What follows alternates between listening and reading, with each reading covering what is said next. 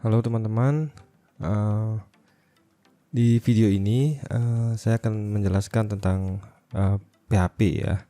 Jadi penggunaan dynamic web menggunakan PHP. Nah, sebelumnya kalian sudah mengenal yang namanya HTML. Lalu apa itu PHP? PHP merupakan bahasa pemrograman yang bisa kita gunakan untuk mendinamiskan HTML tersebut. Ya, jadi dari namanya PHP ada yang menyebutnya personal homepage yang saya rasa kurang tepat, dan ada yang menyebutnya hypertext preprocessor ya. Nah, ini yang saya rasa lebih tepat. Dari namanya kalau kalian lihat ini namanya hypertext preprocessor. Nah, kalau kalian ingat HTML itu singkatan dari hypertext markup language ya. Jadi PHP ini adalah preprosesornya untuk hypertext atau HTML tersebut ya, dan ini pertama kali dibuat di tahun 94. Lalu ada sintaks-sintaknya yang nanti kita pelajari ya. Dan ingat, saya rasa semua bahasa pemrograman itu case sensitif ya, jadi huruf besar huruf kecil itu benar-benar berpengaruh ya. Oke, lalu terkait dengan penulisan sintak PHP. Tapi sebelum ini kalian seharusnya sudah tahu untuk bisa membuat web yang sebenarnya itu harus memiliki yang namanya web server. Nah, web servernya apa saja, yaitu bisa Nginx, bisa Apache dan lain sebagainya.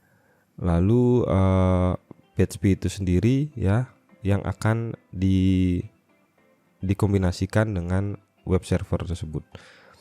Nah, untuk kalian bisa punya web server di komputer kalian bisa install di Apache ya. Searching Apache Foundation dan kalian download, lalu kalian download PHP-nya, lalu kalian bisa kombinasikan, atau kalian bisa menggunakan yang namanya semacam tools yang sudah mengkombinasikan semua ini, termasuk MySQL yang namanya XAMPP. Ini kalian bisa download, uninstall, dan kalian bisa gunakan, atau mungkin ada juga yang lain namanya MAMP. Yang jelas ini semua kombinasi dari web server, PHP dan MySQL. Nah, di sini saya sudah menggunakan yang namanya MAMP ya, karena saya menggunakan macOS.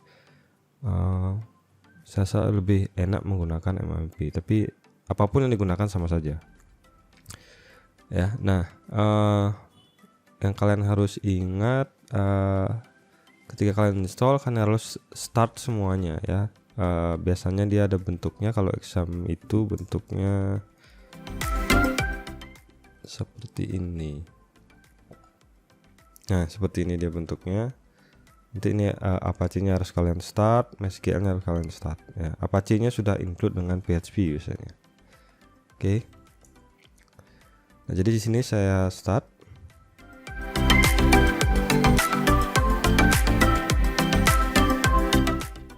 Oke, ini sudah start ya. Cuman port saya belum default, jadi saya edit dulu. Port HTTP itu kan defaultnya adalah 80, jadi saya bisa ketik 80 di sini. Ini kalian tidak perlu setup ya, ini karena saya menggunakan MAMP, dan MAMP dia tidak standar portnya. Lalu MySQL-nya portnya defaultnya adalah 3306, jadi supaya kalian bisa memahami. Atau ini ya, jadi defaultnya ini ya. Oke.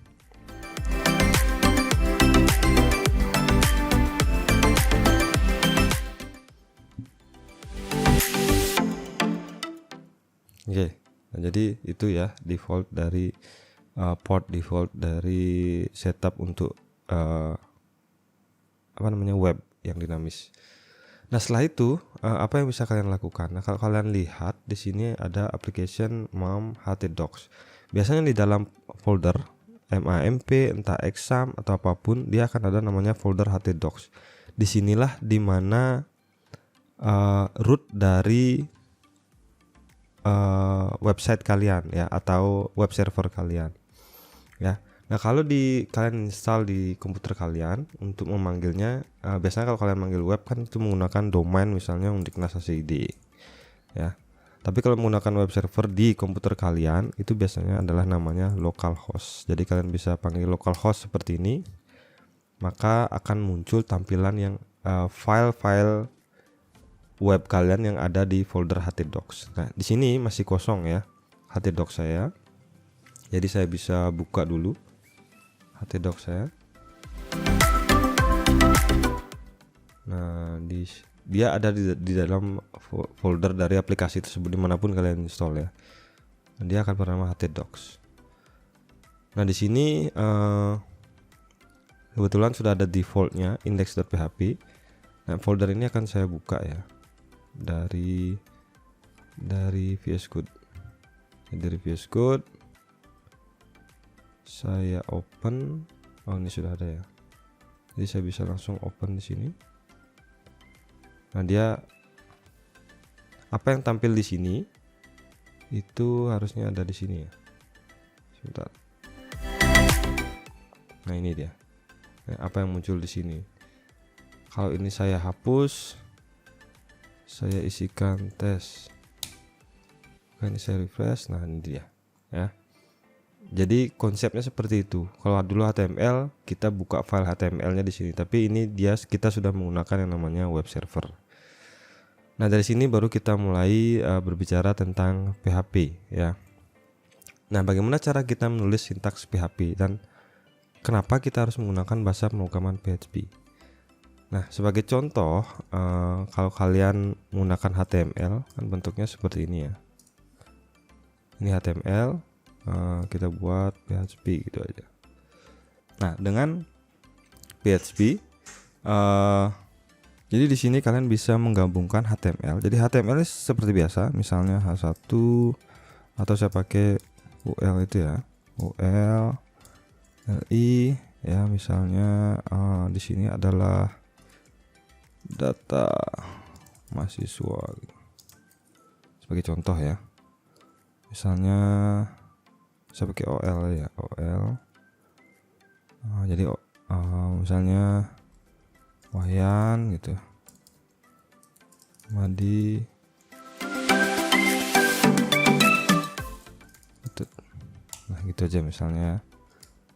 Nah, seperti ini. Nah, ini kalian bisa gabungkan dengan PHP. PHP itu dimulai dengan kurung siku seperti ini, lalu diikut dengan tanda tanya dan PHP. Nah, setelah ini adalah kode PHP. Ya, jadi kalian bisa masukkan kode PHP di antara HTML ini. Jadi misalnya untuk menampilkan sesuatu itu menggunakan echo testing ya. Dan ingat titik komanya di setiap baris. Nah, kalau sudah selesai PHP itu harus ditutup dengan tanda tanya kurung siku seperti ini lagi. Sintaksnya jadi seperti ini ya. Ini kalau saya refresh di sini, nah dia muncul testingnya seperti ini ya. Atau kalian bisa misalnya membuat looping ya, looping for i dengan 1 i lebih kecil dari 100 si plus. Nah, ini kan PHP ya, jadi kalian di dalam for ini bisa kalian tutup dulu, lalu kalian masukkan li gitu misalnya, lalu kalian buka PHP lagi seperti ini ya, echo variabel i nya ini. Lalu setelah itu karena di sini dia adalah sintaks PHP, kita buka lagi PHP dan ini sudah ditutup PHP karena ada HTML di bawahnya. Nah, dengan cara ini kalian bisa buat looping ya, kayak looping HTML-nya dan di sini berisi data dari PHP. Jadi kombinasinya ya. Nah, ini kalau saya refresh, nah kita punya 100 data hanya dengan kode seperti ini ya. Jadi kurang lebih itu untuk sintaksnya ya. Dan PHP itu bisa menggunakan cara seperti ini, lalu ada yang singkat seperti ini. Cuman ini ada setupnya di dalam PHP-nya. Oke. Ini contoh sintaks yang tadi saya sudah contohkan. dan kombinasinya juga sudah saya contohkan tadi ya. Nah, lalu variabel di PHP itu nama variabel menggunakan awalan dolar. Itu kenapa kalian agak bingung tadi kenapa saya pakai dolar-dolar seperti ini. Itu pertanda bahwa itu adalah variabel ya. Jadi contoh tadi ini kalau kita zoom ya. Jadi ini ini adalah variabel. Ini variabel i ya, variabel i dan seterusnya. Oke. Lalu panjang tidak terbatas. Nah, jadi standarnya sama ya semua untuk nama-nama variabel di hampir di seluruh bahasa pemrograman. Dan bedanya adalah dia tidak perlu dideklarasikan seperti di C, tapi sama seperti di Python bisa langsung digunakan. Dan ingat selalu tidak boleh mengandung spasi dalam variabel. Ya. Tipe data juga sama, ada boolean, integer, float, string ya. Cuman kalian harus hati-hati. Kalau di PHP ya, di sini saya hapus, saya pakai if ya. Saya punya variabel A yang isinya adalah 1 dan saya punya variabel B yang isinya adalah string 1 ya. Kalau ini saya bandingkan ya sama dengan ya. Echo sama else echo tidak sama ya. Nah, ini kalau saya bandingkan, saya refresh, dia sama ya. Ini di begini aja kali ya. Oke, dia dianggap sama ya, padahal dia punya tipe data yang berbeda karena di PHP itu punya sintak sama dengannya 3 kali. Nah, kalau ini baru dia cek sampai tipe datanya. Ini kalau saya refresh lagi, nah dia baru jadi tidak sama karena dia menggunakan 3 sama dengan. Kalau 2 dia hanya mencocokkan. Jadi satu string ini dianggap angka oleh PHP ya. Itu perbedaannya dengan bahasa pemrograman lain. Oke, lalu dengan konstanta, untuk membuat konstanta caranya seperti ini. Tapi mungkin akan jarang kalian gunakan ya. Lalu operator itu sama ya, operator. Nah, ingat karena string 1 seperti ini itu dianggap juga angka oleh PHP, jadi dia bisa dilakukan kita bisa melakukan perhitungan menggunakan string 1 ya. Jadi misalnya echo ya, SA tambah SB itu jadinya adalah 2 karena 1 ditambah 1. Kalau bahasa pemrograman lain ini tidak bisa ya. Ini tidak bisa kita lakukan. Tapi kalau begini bagaimana caranya menggabungkan atau yang disebut dengan interpolation ya, menggabungkan dua variabel. Kalau di PHP menggunakan titik ya untuk menggabungkan dua variabel. Jadi kalau seperti ini, nah dia baru jadi 11. Ya, itu bedanya. Nah, di sini ada banyak aritmatika juga, itu kurang lebih sama semua. If tadi kita sudah coba, dia punya switch case juga. For itu sama ya di hampir semua bahasa pemrograman. Lalu fungsi pada PHP itu juga sama, hanya saja di PHP itu menggunakan nama function seperti ini ya. Jadi function salam itu misalnya. Lalu bisa kita tambahkan argumen ya.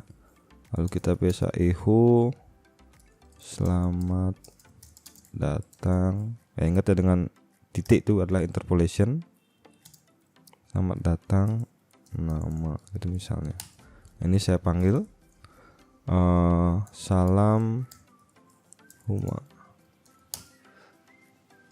Jadi bisa bentuknya seperti ini. Oke. Numerik. Nah, untuk array itu ada banyak cara ya untuk membuat array di PHP. Bisa dengan misalnya mahasiswa. Bisa dengan cara array seperti ini ya. Jadi kita buat array misalnya yang pertama itu Wayan Adek Komang ketut misalnya ya. Nah, bisa dengan cara seperti ini atau dengan kurung kotak seperti ini juga bisa. Nah, dengan kurung kotak seperti ini juga bisa ya, dan mengaksesnya itu sama dengan bahasa pemrograman lain caranya. Oke, nah ini misalnya kita looping ya, for each mahasiswa for each mahasiswa as value gitu aja misalnya ya. Jadi kita looping array ini dan kita akan tampilkan sesuatu di sini dengan LI tadi ya. Kita bisa misalnya tutup dulu PHP-nya dan ingat buka lagi di sini nanti supaya tidak lupa. Lalu di tengah ini kita masukkan LI gitu misalnya ya. LI nya apa yang kita melakukan, kita buka lagi PHP, echo value nya ya, value dari masing-masing array ini yang sudah kita definisikan di sini. Jadi for each nya PHP caranya seperti ini ya. Nah, ini kalau kita looping, nah ini tadi wayan kadek komang ketut ya, kurang lebih seperti itu. Nah, lalu associative array, nah ini dia yang agak berbeda dengan bahasa pemrograman lain ya. Kalau kalian masih ingat associative array itu indeksnya kita yang buat. Nah, kalau ini kan indeksnya maksud saya indeks adalah, masih ingat ya array. Ini indeks ke 0, indeks 1, 2 dan 3 ya. Jadi kalau saya panggil mahasiswa echo ya, echo mahasiswa 1 gitu, yang muncul adalah si kadek karena indeks dimulai dari 0 ya, kadek.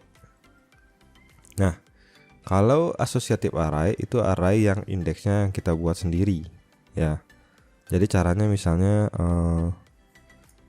caranya seperti ini ya. Jadi nama dengan tanda panah gitu ya.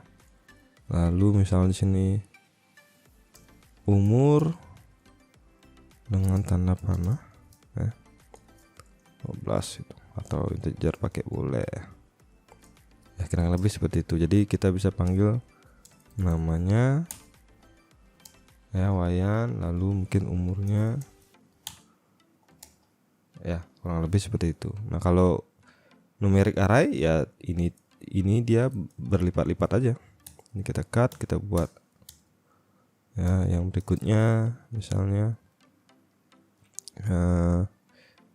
siapa di sini namanya kadek gitu misalnya, umurnya 15 ya, dan ini kita bisa for each lagi for each ya, mahasiswa as value. Nah, apa SK tanda panah ini? K ini adalah kuncinya. Jadi kalau saya misalnya echo ya, K,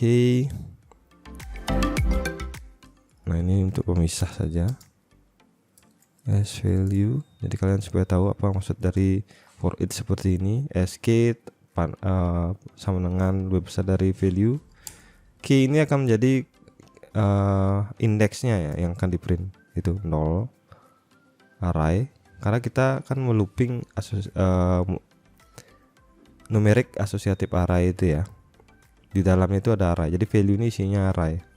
Ini misalnya kalau saya panggil nama gitu misalnya, nah jadi seperti ini, 0 Wayan, 1 kadek ya. Ini indeksnya, ini jadi indeksnya. Ini bisa diganti juga seperti ini ya, supaya kalian tidak bingung. Oke, sama hasilnya. Oke, nah lalu itu ya untuk array. Nah, output selain echo itu ada juga yang namanya print R. Apa itu? Kalau echo misalnya saya echo mahasiswa ya, mahasiswa saya echo. Nah, dia cuma array, tipe data dari mahasiswa ini aja karena dia berupa array kan. Tapi kalau ingin menampilkan datanya bagaimana? Kita coba print, itu apa jadinya? Nah, sama ya, echo sama print itu kurang lebih sama. Nah, tapi kalau kita pakai print R, nah print rekursif ya kalau nggak salah. Ini kalau saya refresh, nah dia tampil semua datanya ya. Jadi itu biasanya kalau kalian mau debug, kalau kalian mau tahu isi sebuah variabel, bisa dengan cara seperti itu. Nah, yang berikutnya adalah modular pada PHP. Nah, PHP memungkinkan untuk masukkan konten lebih dari satu file ke file yang lain ya. Jadi server mengeksekusinya. Ini kurang lebih sama ya dengan modularnya HTML. Jadi kalian bisa pecah-pecah ya. Cuman bedanya dia harus di-include atau di-required ya. Ini saya kecilkan saja. Jadi kalian misalnya buat header di sini, header.php ya. Nah, kalau HTML kan kalian tinggal copy. HTML nggak bisa ya, HTML sorry, saya lupa, HTML nggak bisa. Jadi kalau kalian mau misalnya header ini kan akan ada di setiap file, kalian pindahkan ke header.php misalnya. Nah di sini kalian bisa import dia dengan PHP. Jadi kalian bisa include header.php ya, sesederhana itu. Nah, jadi ini tampilannya sama saja sebenarnya. Atau misalnya body ini saya bawa ke sana ya. Body ini ya. Body ini saya bawa ke sana ya. Lalu footer misalnya, body sama HTML ini saya bawa ke footer. Footer.php.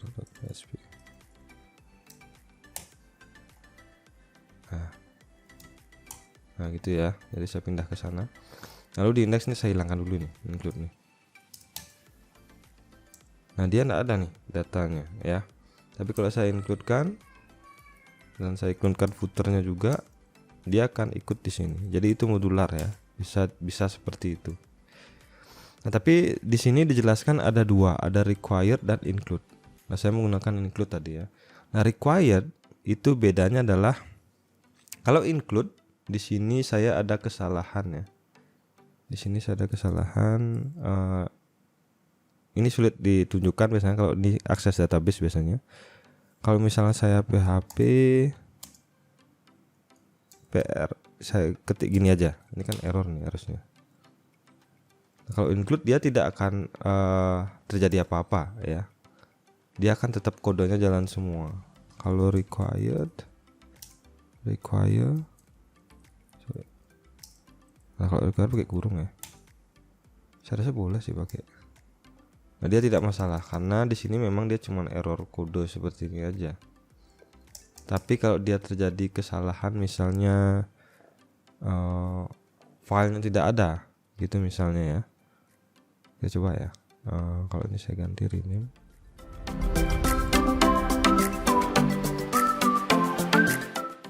Nah dia akan error.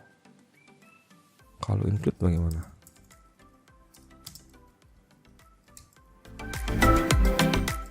Nah dia akan tetap muncul. Itu bedanya ya. Jadi kalau dengan require ini tidak ada, dia akan error. Ini akan dihentikan semua. Tapi kalau dengan include ini tidak ada, dia tetap jalan, cuman ini tidak diikutkan, gitu bedanya. Oke.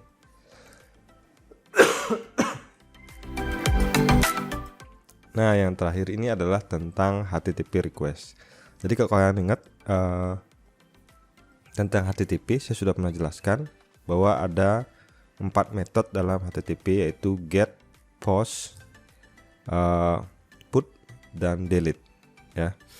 Nah ini biasanya kita gunakan untuk form yang mengirim data ya. Jadi gimana ya contohnya? Oke, saya berikan contoh get dulu. Get itu sebenarnya kita selalu gunakan dalam web ya.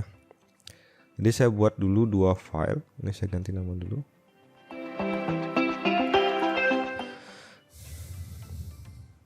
Jadi saya buat desain dulu sedikit ya. Mungkin header di sini deh. Data mahasiswa gitu ya biar lebih enak.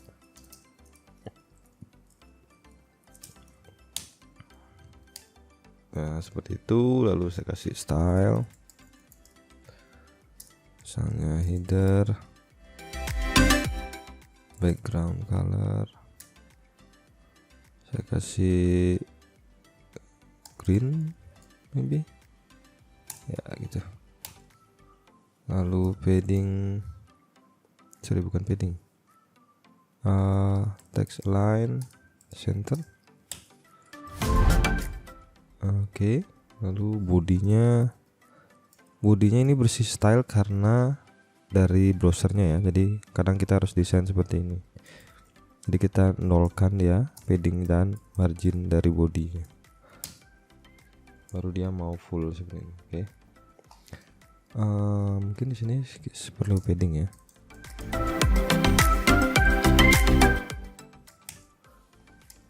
Nah kurang lebih seperti itu ya. Ya cukup lah rasanya. Nah ini kalau lihat headernya seperti ini ya. Lalu ini saya ganti dulu ya, saya biarkan seperti ini mungkin, atau saya buat link aja ya, saya buat link di bawahnya ref ya, untuk buat link seperti ini ya ke misalnya second page .php gitu, ya, halaman kedua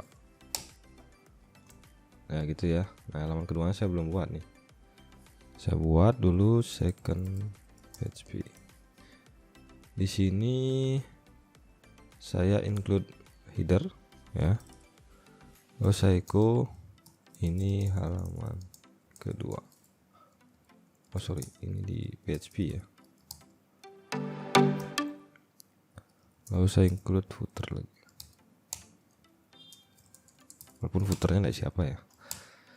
Nah ini saya refresh, saya klik, nah dia masuk ke halaman kedua. Nah kita ketika menggunakan URL seperti itu, sebentar ini tidak bisa di back. Nah ini kalau kalian lihat di bawah ini ya, dia ke localhost /second.php itu sebenarnya get ya, itu adalah metode get ya, atau kalian ketik URL di browser itu adalah metode get. Nah metode get itu bisa ditambahkan yang namanya param ya, seperti ini. Kalau kalian pernah lihat link misalnya undiknas.ac.id tanda tanya, nama sama dengan huma dan umur dan seterusnya ya. Nah maksudnya gunanya adalah misalnya ini, saya ingin mengirim data dari indeks ini ke halaman kedua. Bagaimana caranya? Caranya adalah dari link tersebut ya. Kita bisa menggunakan tanda tanya. Nah tanda tanya ini dimulai akan ada param. Param itu apa? Seperti variabel lah ya. Misalnya ini nama gitu. Namanya saya buat huma ya. Ya, ini nama variabelnya, ini value-nya gitu. Ya, sehingga di second page saya bisa ambil itu. Caranya mengambil tadi ingat ya, metodenya adalah get. Ya, jadi di PHP itu ada namanya seperti ini. Global variable $_get huruf besar ya. Nah, dia berupa array. Jadi saya bisa ambil seperti ini. $_get ya. Lalu seperti array itu ya. Jadi namanya ini akan menjadi indeks ya. Nama ini akan menjadi indeks. Ya, misalnya di sini saya nama. Nah, muncul dia huma di sini ya. Dia ambilnya dari ini yang dikirim ini. Kalau ini saya ganti misalnya John. Ini saya back, saya refresh, saya klik, nah dia akan jadi John ya, tergantung apa yang kita beri di sini.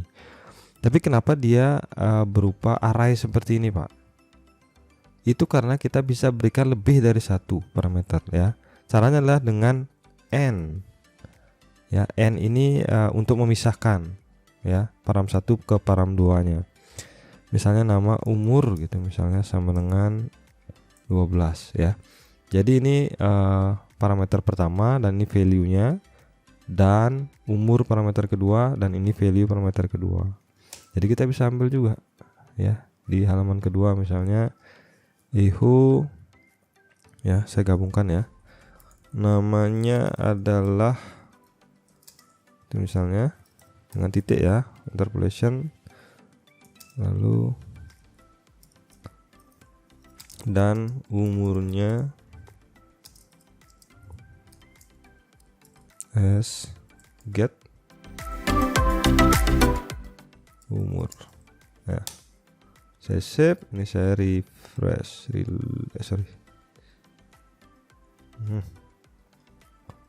reload ya, namanya adalah John dan wah ini belum diisi ya, saya back dulu, saya refresh, saya reload, halaman kedua, namanya adalah John dan umurnya 12 ya.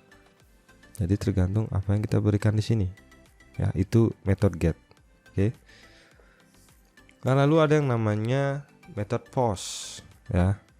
Method post itu biasanya berdasarkan menggunakan form ya. Jadi kita buat form ya. Kita buat form. Nah, ini yang membedakan web dengan pemrograman lain. Jadi form itu adalah tag form ya, maksud saya tag form. Dan di tag form ini ada dua atribut yang bisa kita gunakan. Yang pertama adalah metodenya ya. Metodenya apa? Kita bisa gunakan post, kita bisa gunakan get, dan seterusnya ya. Defaultnya dia adalah post ya. Nah, lalu di dalamnya kita bisa masukkan input misalnya ya, input, dan kita bisa beri nama inputnya ya, misalnya ini adalah inputnya, name-nya nama gitu ya, lalu input name umur gitu ya. Ya bisa seperti itu ya. Jadi kalau kita reload ini, sorry saya back dulu, saya reload ya. Nah, akan ada dua form seperti ini.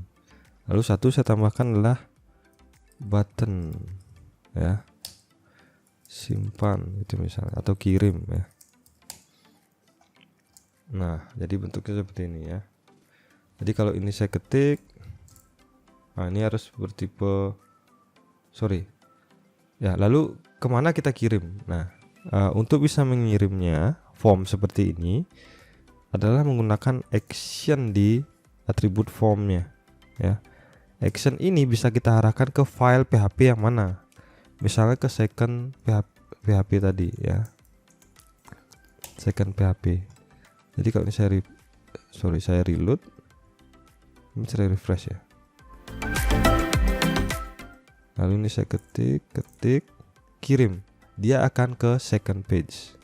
Tapi kalau ini tidak isi, dia akan ke halamannya dirinya sendiri ya, jadi ke indeks PHP lagi gitu ya. Jadi karena dia method post, hampir sama seperti get tadi ya. Di second page itu kita bisa dapatkan datanya ya, cuman bukan dengan $_get ini, tapi dengan $_post. Ini juga sama ya. Jadi saya back, lalu saya refresh dulu ya. Sorry, di sini saya misalnya isi namanya Pratama gitu, umur 30, lalu saya kirim. Nah, ini kita dapatkan datanya ya. Jadi gitu caranya ketika form, kalau kalian submit form di internet ya begitu caranya. Jadi untuk mendapatkannya adalah dengan post seperti ini. Nah, entah ini kalian nanti akan masukkan ke dalam database atau bagaimana pengolahannya ya. Jadi itu untuk berapa metode ya. Di sini bisa jadi kalau kalian mau pakai get pun ini bisa ya, ini bisa. Jadi kita coba back, kita reroute ya teman. Ini harus di get lagi ya, nih get lagi, balikkan ke get. Ini saya reload.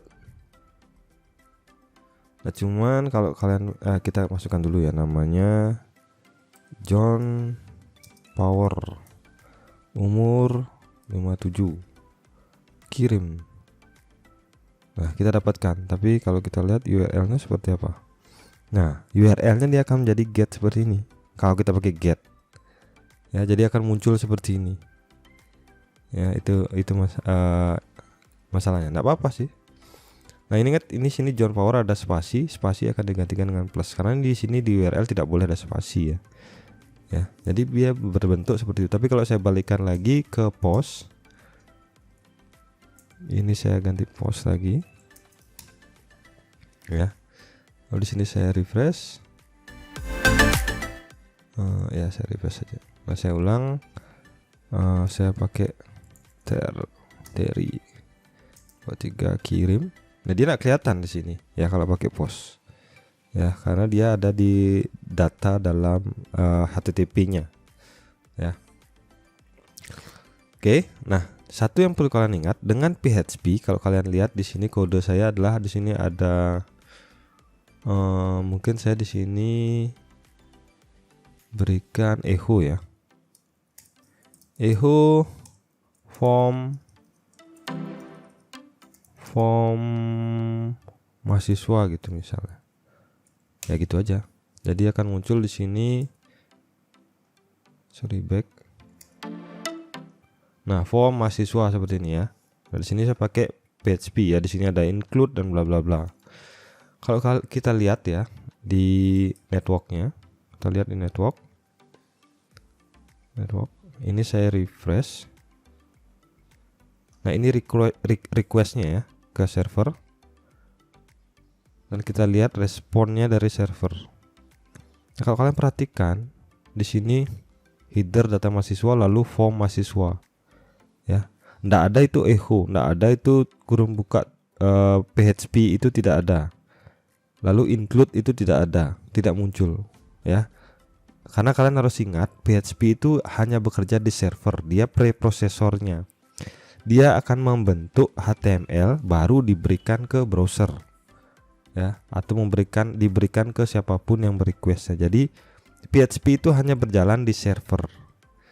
Nah, cuman kan ini di komputer saya kebetulan web servernya di sini, kliennya juga di sini, tapi kalian harus bisa memisahkan dua konsep itu ya, gitu.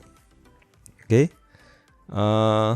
Jadi untuk materi ini kurang lebih seperti itu ya. Jadi ini kalian sudah tahu get dan kalian tahu post. Berikutnya mungkin kalian perlu belajar bagaimana memasukkan atau memanipulasi data dalam database menggunakan PHP. Oke. Kalau ada pertanyaan silakan kontak saya.